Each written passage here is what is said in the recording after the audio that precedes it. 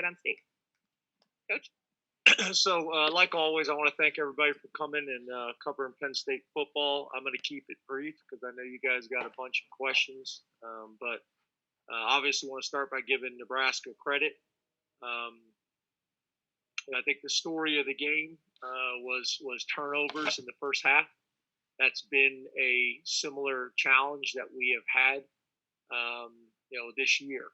The turnovers early in games. You think about one interception that's returned, I think, down to the 15-yard line, as well as a fumble recovery for a touchdown 2 weeks in a row. So that's been the thing that more than anything in my mind that we have got to get cleaned up and got to get that resolved, not only on offense and protecting the football, but on defense in terms of creating turnovers. I was watching last night, from early in the year, I think it was the Northwestern and Iowa game, and I think in that game, Northwestern had 3 turnovers and Iowa had 4.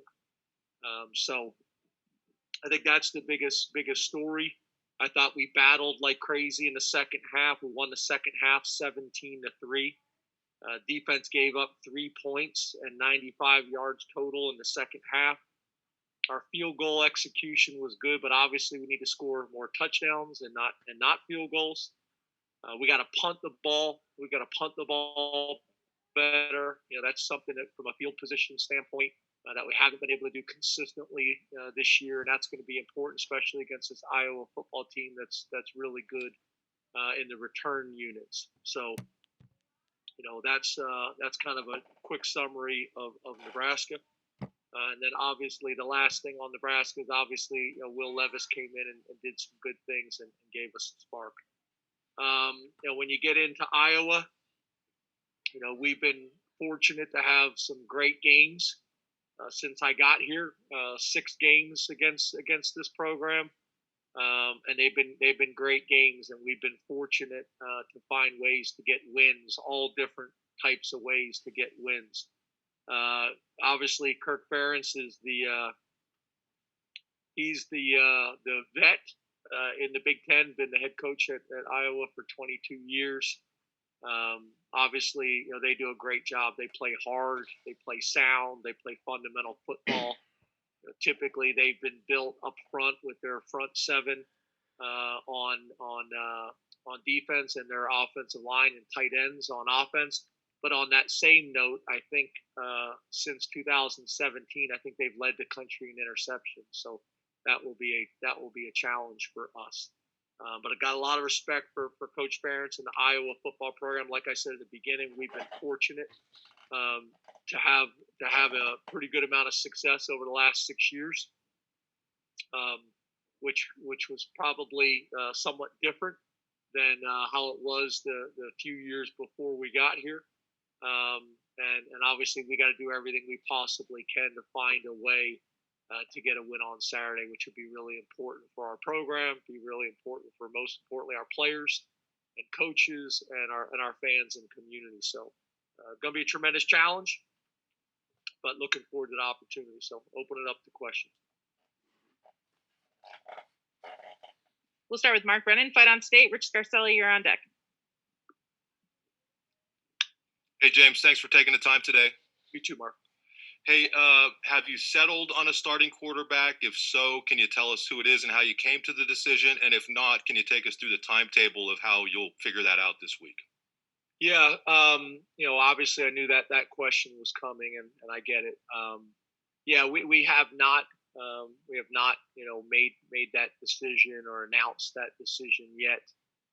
Obviously, we had some conversations about it this weekend with not only the coaching staff, but also with Sean and with Will as well, based on what we're going to do in practice this week and things like that. So, we'll evaluate that as the week goes on, based on what we do this week, but also what we've done this season and what we've done last year. Obviously, Will came in and did some good things and put himself in this position, and he's earned it. No different than Sean had earned the ability to be our starting quarterback last year and our starting quarterback to start the season. Will was able to come in and earn to be a part of this conversation. So, but no, Mark, it's not like we have decided or made any announcements yet. And as you guys know, and I know it drives you crazy sometimes, we typically aren't going to make any announcements publicly unless it's obvious for some type of season-ending injury or things like that. We don't do. Some people don't even do depth charts now. Teams we play don't even do depth charts at all. We try to give you guys a little bit of information, but not everything all at once. Rich Scarcella, Reading Eagle. Parth, you're on deck. Hi, James. Thanks for your Rich. time. You too. James, what do you think that your defense has to do better, especially in the first half of games? Well, I think it's a couple things, Rich. We have typically, really over 6 years, haven't always been great in the opening drives. That's been a fairly consistent theme and things that we have talked about, myself and Coach Pride and the defensive staff. Obviously, people typically script. That's usually, you're going to get a scripted set of plays and formations to kind of find out what you're going to be in and are you playing how they expect. But that's something we've discussed not just for this year, but for a number of years. But typically, we've been able to settle down. I think one of the challenges is obviously we got to tackle better, and we got to be able to adjust faster. But the other thing is a lot of the turnovers, Rich, have happened in the first half. When you have 2 turnovers for touchdowns and then you have turnovers for big returns, where one goes for a touchdown and one drive starts at the 15-yard line, that's challenging as well. So we gotta find a way to play better in opening drives.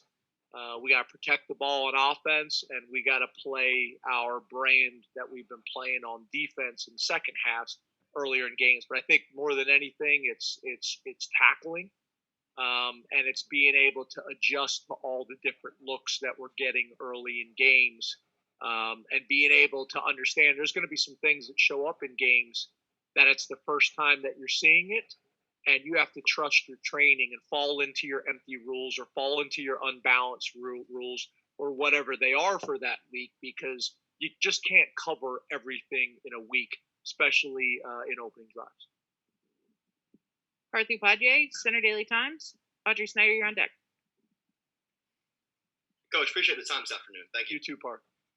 When we first spoke to you after the season opening game against Indiana, when Noah Cain went down, you kind of mentioned that Devin Ford would have to grow into being that guy. And there was a big difference between obviously being, a complimentary piece and the lead dog. Through these last 3+ weeks since then, how have you seen Devin kind of take on that responsibility? Yeah, I thought last week Devin and the 2 young backs, Kevon and Keziah, really did some good things. Obviously, Devin is carrying most of the load, and those other guys are able to give him a blow, and are doing some nice things as well. But yeah, I see Devin growing. I thought we ran the ball last week as good as we've run it this year, and that's a combination of the offensive line and tight ends, as well as the running backs. I know Coach Sider, when we review our notes on Sunday after we've all watched it multiple times, I know he was pleased with the running backs, not just how they ran the ball, but also how they protected. I thought they did a good job in pass protection as well. So that group is coming along, and we need them to continue to come along. This is going to be a week. It's always challenging to run the ball against Iowa. They're big and they're physical in the front 7, and you got to be able to break tackles. And again, you watch that Northwestern game, and it wasn't always pretty, but it was 3, 4 yards, 1 yard, 3 yards, 16 play drives. When you watch it, maybe it didn't feel like they were being overly successful. I think in that game, they may have only thrown it 5 times in the first half. But that's kind of how you have to be against Iowa. They're going to make you earn it. And we're going to have to be ready for a physical football game. Audrey Snyder, The Athletic. Greg Pickle, you're on deck. Good afternoon, James. Hey, Audrey. After having a chance to watch Will in that game, what are some of the things you think he did well? What are some areas you'd like to see him grow and develop in? I think Will's got a really strong arm and can drive the ball and make defenses defend the entire 53 and a third of the field, which is helpful. His arm strength is also, I think, going to help with yards after the catch. I think that showed up on Saturday, and how this plays out could moving forward.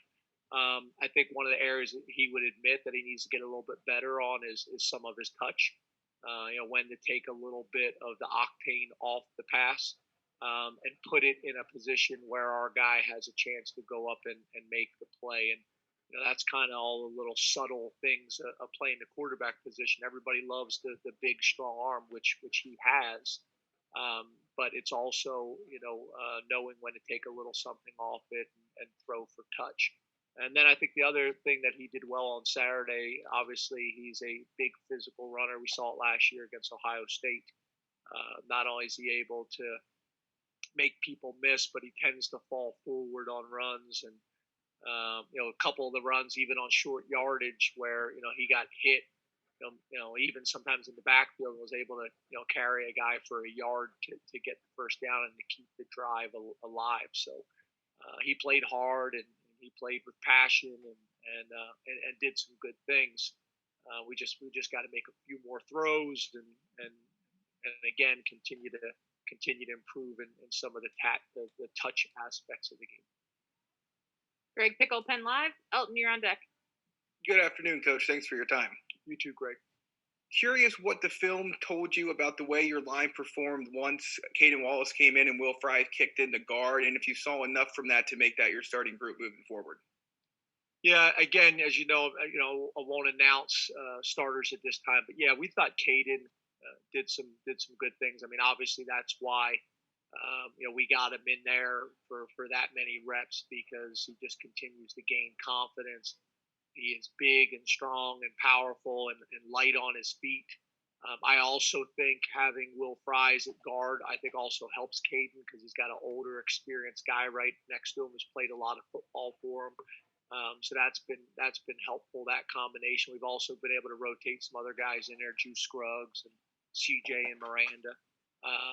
So I think that's been a positive for us. So I could see that continue to grow. As long as he continues to develop the way we think he will. Elton Hayes, CNHI Pennsylvania. Donnie Collins, you're on deck. Hey, Coach. Hope you're having a good afternoon. Hey, Elton. You too. Coach, earlier, I think it was back in September when we spoke about the grind of playing 9 games consecutively and not having that bye week. One of the benefits you mentioned was being able to rotate some guys in without having to burn, a red shirt this season.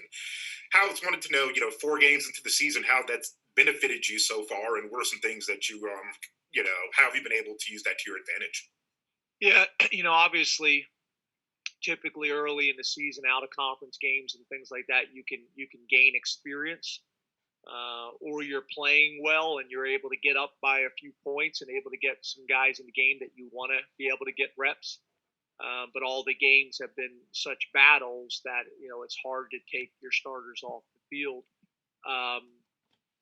and rotate some guys in. We've done that at some positions, and we've done that in some places out of necessity. Whether a guy hasn't been available because of injuries or whatever it may be, but yeah, it's been a grind. There's no doubt about it. This 2020, I see things every day and every week, all across the NFL, all across college football. I'm looking at the records in the Big Ten. I'm looking at the top 25 rankings. I don't know if I've seen a year like this in the Big Ten, since I've been here. Obviously, specific to Penn State specifically. Donnie Collins, Times Tribune. Neil Rudell, you're on deck. Hi, James. Appreciate you doing this. You too, Donnie. The defense only allows 6 points once after Will came in the game, and then afterwards, a couple of guys kind of talked about the spark he provided for them on that side of the ball. And I'm wondering, do you think that's a coincidence? Is that something that could be Yeah, is that something that could be continued if he's the starter? And is there something about the way he plays that might promote the defense? Having that, be able to have that kind of aggressive style moving forward in games. Yeah, I think the reality is, you'd love for the defense and the offense and special teams to go do their jobs, no matter what the circumstances may be. But the reality is, when the defense makes a play, it has an effect on the offense. When offense makes a play, it has an effect on the defense, and special teams is the same way. So yeah, I don't know if it's necessarily something specific about Will, but he came in and did some nice things, and obviously that has an impact on our entire team. Anybody, and we've been able to do that over 6 years, is make big plays, and make big plays to swing momentum. Even sometimes when people make a big play against us, we've been able to counter with a big play as well to swing momentum and emotion on the sideline and in the stadium. So, Will did some good things on Saturday and gave us a chance to go win the game. Our defense was able to get a late turnover as well. So yeah, I think your point is a good one, and I do understand that when the defense plays well, it definitely has an impact on the offense and vice versa. And obviously Will was a part of that in the second half on Saturday, and we'll see how this plays out this week, and we can build on it. Neil Rodell, Elton Amira, Mike Gross, you're on deck. Hey, James. Hey, Neil. Wondering, uncharted territory for a lot of people. You've not been in this situation. Who do you lean on? Who coaches you, during these kind of struggles? It's a good question, Neil. I actually almost called you this afternoon. Obviously with my family not being here, and that's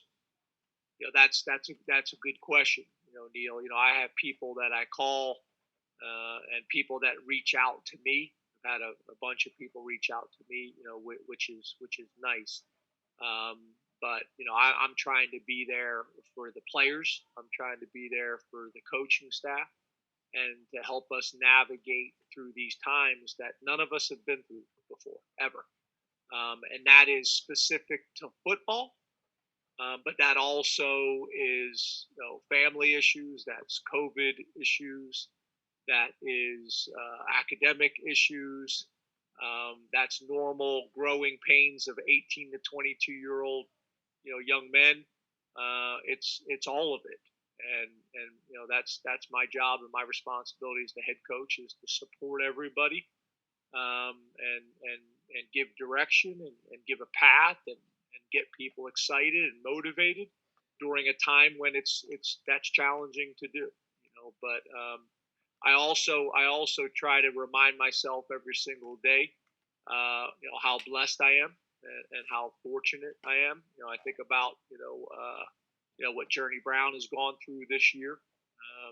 I think about the fact that I got 2 healthy daughters, and my wife, and the staff, and all those types of things. So we are being tested right now, and we are being challenged, and we plan to answer the test, and we plan to grow from this. It doesn't always feel like it at the time, Neil, and that's why I almost called you this afternoon. But I believe good will come from this, for my program, for our players, for myself. It doesn't feel it at the time, but I'm going to use this as an opportunity to get better and grow. Mike Gross, LNP News. Joe Giuliano, you're on deck. Good afternoon, James. How are you? You too, Mike. Over the last couple of weeks, there's been a lot of analysis of kind of the mental and emotional makeup of the team, from us, from the fans, even from the players. And when we've talked to them after the game, what do you think about the sort of personality of this team? Is there anything about this group? I realize I'm asking you to generalize about 100 human beings, but is there anything about this group that kind of sets them apart? What's your take on the personality of this group? Well, I think that the thing that's hard to do right now, Mike, is to separate it all.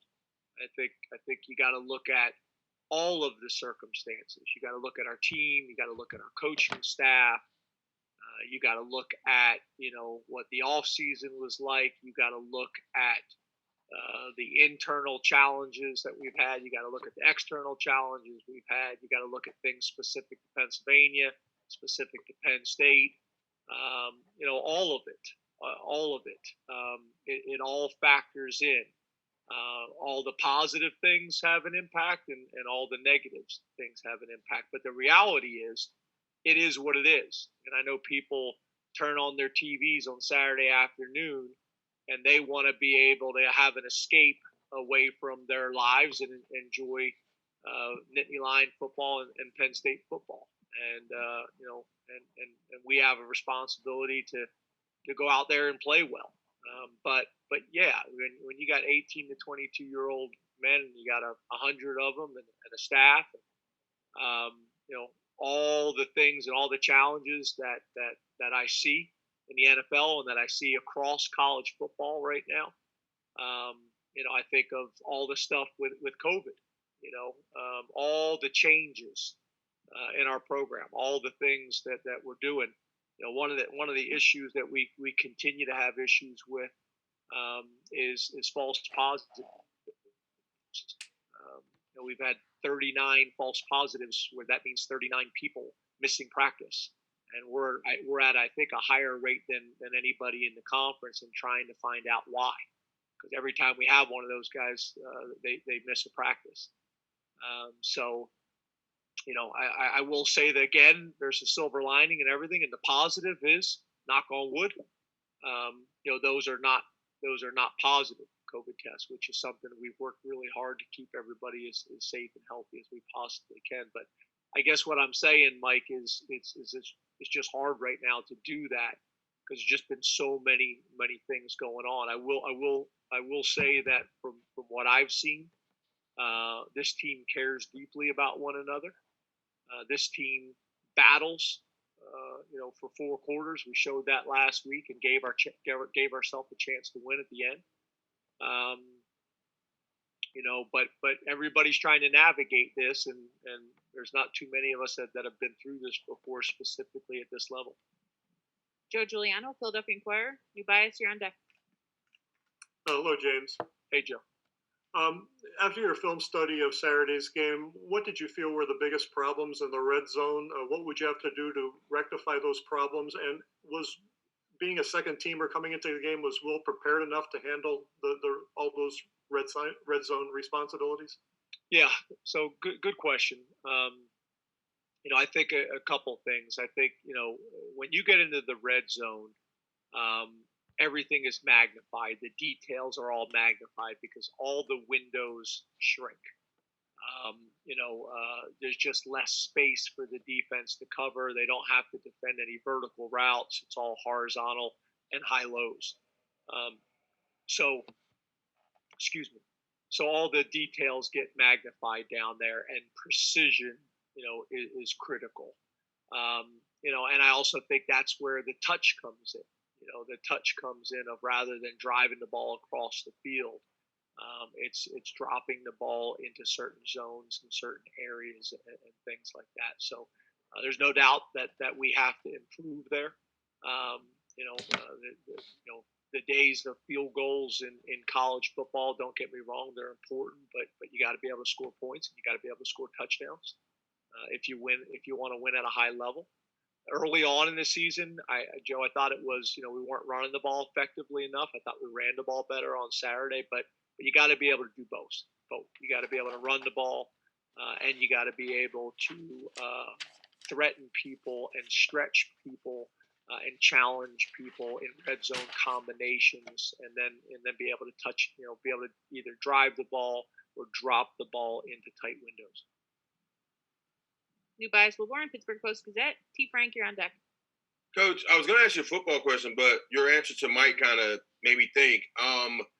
How tough is it? Because you guys did play a game against Maryland. They had a little mini outbreak. Then you said you've had 39 false positives. Like, how does that affect the kid when he gets a false positive or he thinks he has it, considering everything going on and the cases going up in PA and really all across the country? Yeah, we've had a few kids as well as staff members that have gotten false positives multiple days in a row. So it's test positive, get put in isolation, retest. The test comes back negative.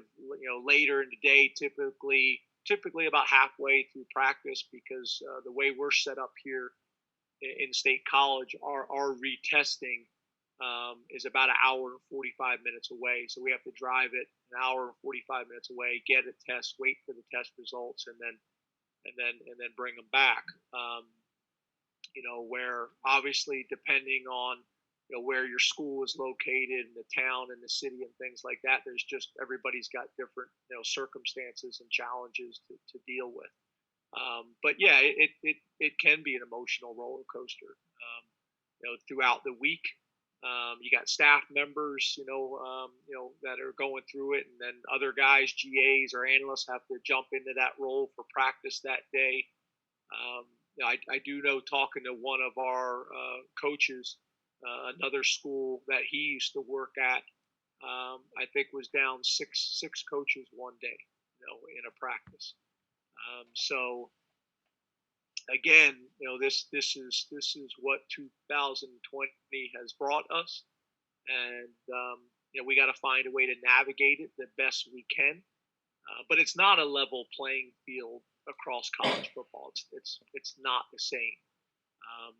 Some places are better, some places are worse. Some places have more resources, some places have more challenges. It really depends. But at the end of the day, you got to navigate it the best you can, and you got to find a way to be successful. And that's what we're battling every single day to do. T. Frank, ESPN Radio 1450. Ben Jones, you're on deck. Hey, James. Good to speak with you today. You too, T. Frank. Question about your defense. Touched on this a little bit earlier, but how would you evaluate your defense's ability to diagnose what they see post-snap? And in general, how do you coach aggressiveness without falling for offensive deception? Yeah, so I think the first thing is a good one. We have some veteran players that have played a lot of football, and we got some guys that have not played a whole lot of football or in starting roles for the first time. And when they are seeing things for the first time, obviously you typically don't process it as fast as someone that's seen it before. Even 4 games in, we're still working through some of that. So that's part of it. And then I think the other thing you said was about possessions. You said, Chris, do you remember what?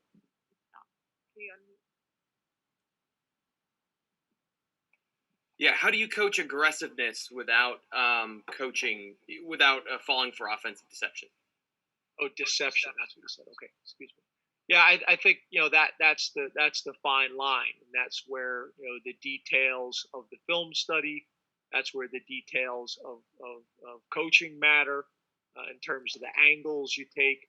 And then I also think, understanding situational football, where are those double moves going to show up? Where are those deception type plays? Where are they going to show up? And part of it is instincts of a player, of being able to tell the subtle differences between a hitch route and a double move, or an out and an out and up, because there are subtle differences. So I think typically, those come with experience. Those come with experience. So, but it's all of it. It's the film study. It's the details. It's the instincts. It's situational football. It's all of it. It's also knowing, your opponent and knowing the play caller. As a defensive coordinator, some of the things that you can call in those situations to reduce some of that risk based on, when this coordinator typically likes to take shots. It's all those things. Ben Jones, StateCollege.com. Peter Terpster, you're on deck. Hey James, how's it going? Good, Ben. You? No complaints. How do you balance between developing into the team that you want to be and embracing the team that you might have to be this year? Yeah. I think at the end of the day, you have to do whatever you have to do to give your team the best chance to win, and whatever that may look like. And that's based on your personnel, and that's based on the experience of your staff and their background and the things that they do well and the players do well, and playing a style of football that's going to give you the best chance to do that without becoming too conservative and without becoming too predictable. And that's the fine line. And I think that's some of what you have seen in the second halves of changing our style of play to solve some of the issues that we've had in first halves. But I think to your point, we may have to go into some of the games with a similar mentality to give us the best chance to be successful. Peter Terpster, WTAJ. John Stroh, you're on deck. Hey, Coach. I'm not talking about COVID positives, but what are the first steps in keeping your team positive or upbeat? Do you spend any extra time maybe on the things you guys did good on film, or just to kind of avoid the negativity of film for a start? Yeah, I think you do. I think you have to balance that always. And the reality is, after wins, a lot of times you can be harder on guys. And we've talked about that, for 6 years. That even when you win, there's still things that need to get corrected and cleaned up to allow you to continue to win. And after losses, you got to make the corrections, but you got to do it in a way that young man can hear it at the time and is going to grow and not be defensive. And that's all of us. That's all of us. I think that's really important. And I'd say it's probably more challenging than it's ever been. I think social media plays a part in that. It's really hard as the head coach to insulate the players, from a lot of the noise out there. I think the other thing that's made it challenging is our playoff system. There's a mentality, in a sense. It's you're in the playoffs and playing for a national championship, or you're not. And that's changed college football dramatically over the last however many years that we went to that model. It has changed college football. So again, it is what it is. This is 2020. All these challenges, all these issues, all these changes. You got to embrace it. You got to evolve. That's us as coaches and as players. That's the administration. That's everybody. We all have to evolve with it, because college football has probably changed more in the last 10 years than probably any other point in our history. John Stroh, WHBL. Mike Hallis, you're on deck. Hey, Coach. How are you? Good, John. What I have noticed is when I talk less in the beginning, there's a lot more questions.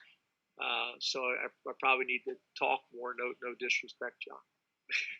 Thanks. Hey, following, just kind of playing off that last question, you're talking about the changes in the way college football's evolved. When you look at Iowa, what does it kind of say about Iowa when we're at a time in college football when everybody's embracing the spread? I mean, even Alabama has spread concepts now, and they've stayed true to what they have done throughout time with fullbacks, tight ends, running the ball, playing great defense behind it. And also, too, can you break down their defense a little bit? Yeah, what I would say to you first of all is, I think in essence you are correct. They still have a fullback. They still try to run the ball and be physical, and they're built up front. But they also have a lot of spread concepts now as well. So it's not the same Iowa, really, since I've been in this conference. It's not the same Iowa that it was, 20, 30 years ago. Do they still have a fullback? Yes. Do they still, try to set everything up through the run and play a physical style of football? Yes. All those things are accurate, but they're running a lot more spread concepts. They're operating from the gun a lot more. So they've evolved, in my opinion. And then defensively, they've done a really good job. They've had such consistency on their staff, starting with the head coach all the way down. Same thing with the defensive coordinator. They do a great job of making you earn everything.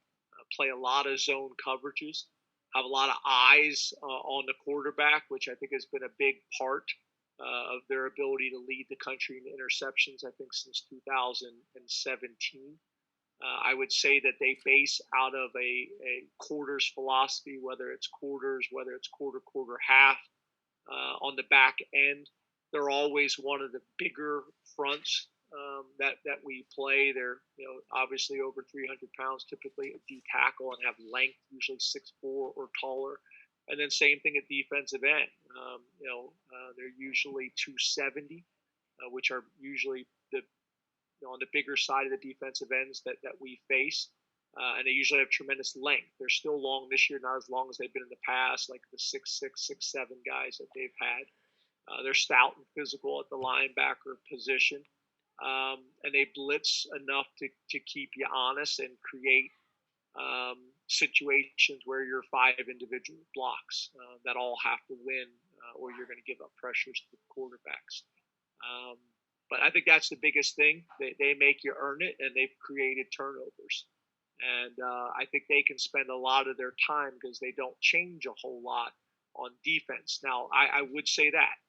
I would actually say where they've kept their mentality almost completely intact is on the defensive side of the ball. And what they're able to do is, this is who we are and this is what we play, and now we can spend all our time on learning what our opponent does and how they're going to try to attack us, and then the subtle tweaks that we have to emphasize that week to stop them. Mike Callis, Cedar Rapids Gazette. Nate Bauer, you're on deck. Good afternoon, James.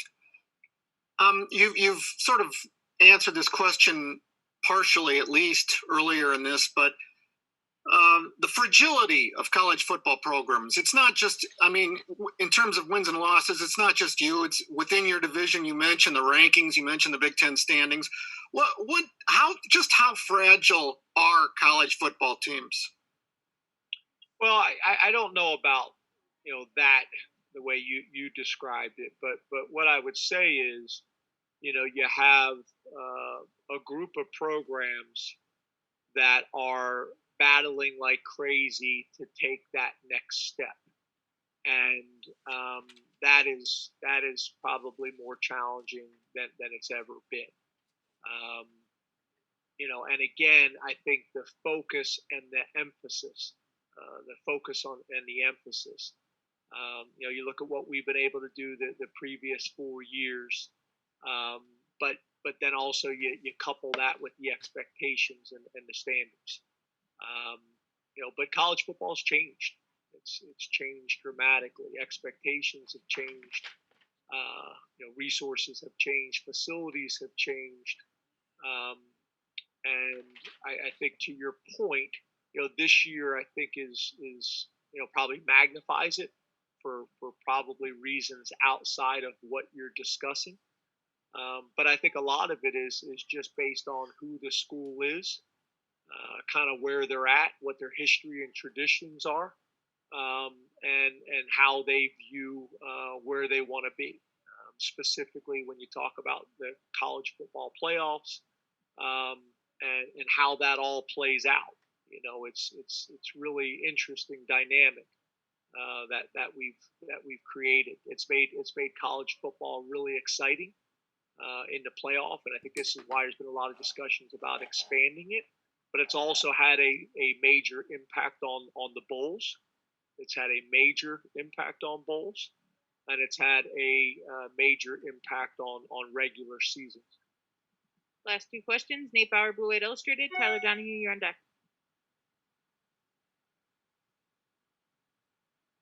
There we go. Hey, James. How are you? Good, Nate. How are you? Good. I apologize. This is kind of a hypothetical, but in a non-COVID world, what would the development trajectory have been of the offensive line under Phil, just in normal circumstances, and then how did that change under current circumstances? Yeah, so I think your point, is a good one. This would have been the year to have no coaching turnover. If you were fortunate to be one of those programs where you had little to no turnover, that is helpful. The other thing is, did you have spring ball or not? Did you have spring ball or not? That factors in. It's really interesting looking across college football, who had spring ball, who didn't, not only nationally but also in our own conference. I think that's interesting. I think the other point that is an important one as well. Is how was the season canceled? How did the season kind of play out? Was it postponed and you kept practicing, or was it canceled and then restarted, and the emotional roller coaster that went with that? And did you decide to keep your players during that, or to just send them home? I remember being on a Big Ten call with a bunch of coaches and said, well, if we were going to be coming back, I wouldn't have sent my guys home, and they were all decisions that we had to work through. But yeah, I think when you have an offensive line coach, and the techniques and the fundamentals are important at every position, but probably even more so at that position, and you really have a different offensive philosophy, or a tweaked offensive philosophy, and a different tweak in offensive line philosophy. You want to get as much time with those guys as you possibly can. But once again, it's always a fine line, because I want to answer your guys' questions, but I don't want to feel like it's coming off as an excuse, because at the end of the day, it is what it is, and we got to make the most of it. But yeah, there's no doubt you would have liked Coach Troutwine to get his hands on those guys all spring, and then in a traditional training camp would have been very valuable. Tyler Donahue, Lions 247. And the other thing I would say, just to add on that, is even when we did get our guys early on, we weren't allowed to be in pads, and you can only do so much at certain positions without the pads, and O-line is specifically one of those positions. Tyler? Afternoon, James. So, yeah, here on this one. Three Astro Fields, typically we're used to seeing him in the starting lineup. He appeared to be involved in pregame warm-up and in full uniform last week. Didn't see him on the field, though. Any kind of light you could shed on his status and why he wasn't involved in the game last Saturday? Yeah, he was medically unavailable last week for us. Thank you. Yeah. And again, as you guys know, I don't get into specifics, but I also don't want you guys to think that Tariq was suspended for any reason or thing like that. But we were hoping to get a Saturday game time decision that we may have him available, and it got close, but we weren't. Thank you very much, Coach. Thanks, everybody. Thanks, guys. Everybody